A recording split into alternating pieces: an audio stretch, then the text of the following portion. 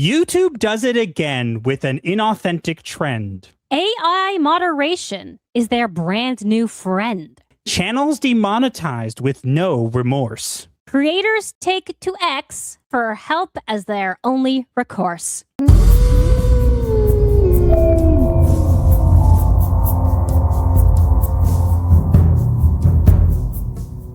Now we have a widespread thing, and it's continued to get worse. We've had some wins, but at the same time, from just scrolling on X, you can see how bad this has gotten, because in the last couple of days, there has been a giant wave of channels being demonetized for inauthentic content. But what we actually have here is I actually had a source, a trusted source, reach out to me with a source that they knew from information from them. So in other words, it's a secondhand source. A source reached out to one of my sources who then reached out to me.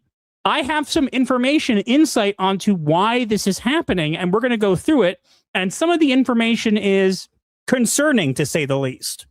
Quite. But let's first get into it. So this first came to my attention when that umbrella guy was demonetized for inauthentic content. And then also we had a Movie Talk Now with David Perez was also demonetized. But David's actually, I've actually spoken with David, and luckily those have both have been reversed. But since then, Broken Crown, which is the channel, a politics channel run by Aiden Paladin, who we've met in person, was also demonetized for inauthentic content. And they're not alone. There are so many creators, and if I took the time to name them all, we'd be here forever. And I'll be completely honest with you guys, I don't remember all of them, but there are a lot. But the thing that was interesting was we're going to specifically focus on David Perez first, because we're going to mention that what ended up happening here was that YouTube actually reached out to him and said that his channel was back in the partner program, and then immediately followed it up not that long after with, oh, we got your account mixed up and we're only human. No, you're not. You're AI. Yeah. From what David told Master, it felt like a backstab. And AI, whether people like it or not, is becoming a much more viable thing, and not just with thumbnails, but with content as well. And so YouTube has started to do this thing with more AI moderation. And here's the biggest problem, guys. As I said, I was given information from a source that is very reliable, okay? And here's the biggest takeaway, okay? YouTube's content flagging system is so heavily automated, it's not even something that's just somewhat automated. Less than half of its former human workforce is even still there. The rest of it is all AI. There's less than half the people there or who do the thing are people. Less than half. That is sad. That is very sad. So in other words, if you think that that you didn't get a human to review your channel, the answer is yes, because there's not many of them to review your channel. Unfortunately. And that is probably why so many channels get hit for no reason.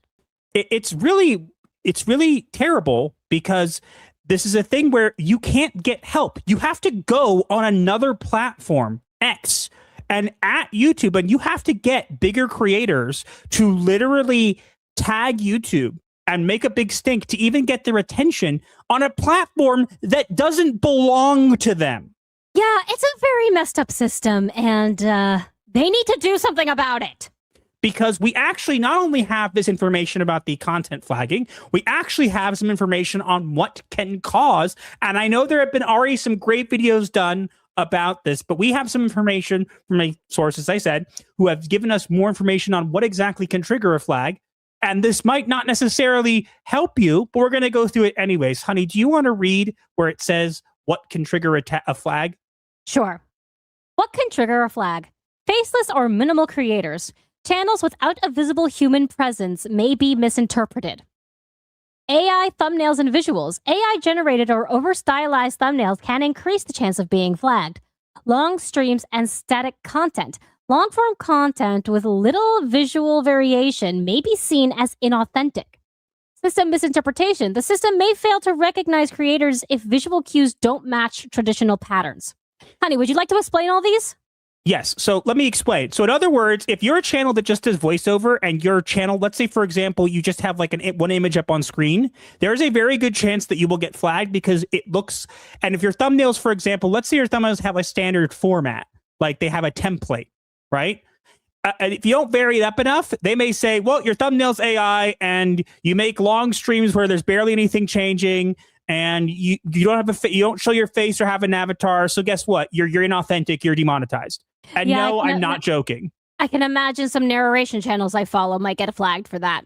Honey, you forget some of the ones that Warhammer already were. Oh, yeah, that's true. Maybe this is why.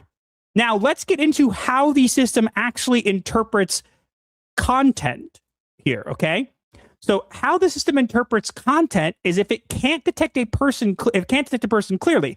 If the creator blends into the background or isn't clearly visible, the system may assume there's no human. Now, I want to clarify why that is, okay? AI, as sophisticated as it is, there's not many of them that actually watch your entire video. It's not possible, especially given most of these things. If it's a stream, for example, AI is not going to watch your entire stream. It's not going to watch an entire video. What it is going to do is it's going to take frames from different parts of your videos and analyze them based on the transcripts and whatever, and use that information to make decisions. That is what AI does. So in this case, the AI is going to scan what video it thinks is a problem. It's going to identify what your thumbnail is, what your topic is, what is going on in the beginning, middle, and end of your video, and that's it, pretty much. For a while, you might remember that YouTube had this thing where in the live stream, you weren't supposed to swear in the first like 10 minutes. Do you remember that, honey? I do remember that. That was changed, but why was that a thing? The answer is because the AI was only looking in the first 10 minutes of the video. And the AI can't actually watch videos. It can only look at frames.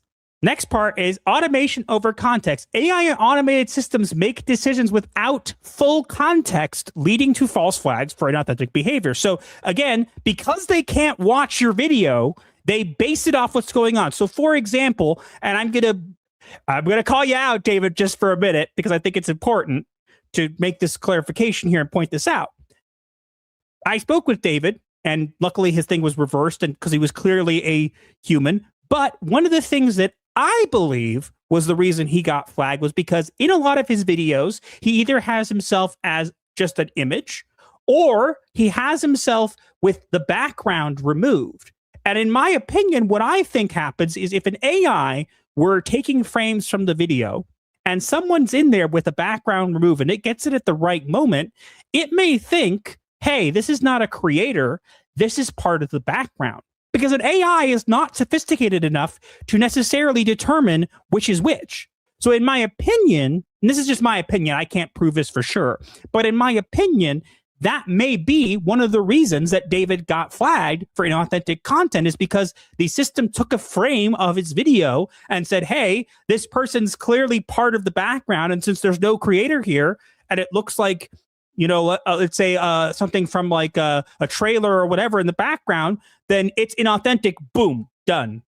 It could be that simple. Now, non-traditional equals higher risk. So content that doesn't fit the expected format is more likely to be flagged or demonetized. So as I said, a lot of the things you see nowadays with these creators is they will sometimes have, you see this standard layout where box in a corner, image on screen. You ever see those creators, honey? We're some of them. What do you mean we see them, right? Yeah, I would say we are them.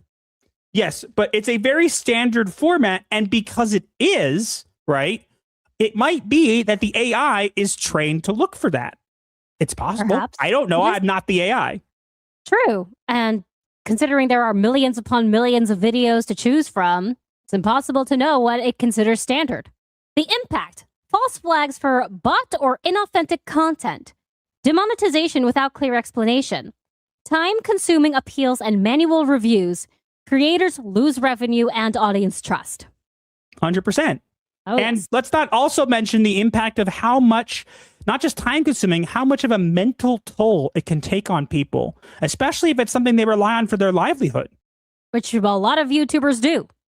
But the key takeaway from this is that the system isn't always detecting bots. It's often failing to recognize real creators who don't fit its expected patterns. So it may have certain things it looks for. And if it feels that you fit one of those scenarios, whether you do or not, it's time for your channel to be inauthentic content.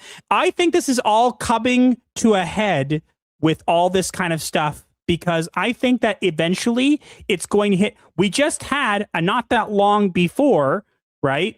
Brian Redban got taken off monetization. Now, who is Brian Redban? You might know of him because he's the current co-host of the Kill Tony show, which is a massive Netflix show, and he's the former producer of Joe Rogan's podcast. In other words, YouTube decided the channel of someone who's literally known for a massive Netflix property that he's inauthentic. Wow. You are going to cause problems, YouTube, and you know this. And you know what? I wish I was surprised at this point. I really do, but I'm not, because YouTube just keeps making wrong decisions. Yep. Wrong decision after wrong decision after wrong decision after wrong decision, and eventually it is going to bite them in the butt. Wait, what? My situation got so bad, support said if I emailed them again, I was going to get blocked for 30 days. Okay, was the email run by an AI too? Yes. Unfortunately, yes. They said that by me continuously pressing the issue through customer support as a wasting everyone's time. What? There was no person behind it. Oh my God. And AIs have nothing but time. Can you believe that? You're reaching out. Hey, you demonetized me unfairly. Stop messaging us. People don't want to deal with you. Talk to our AI.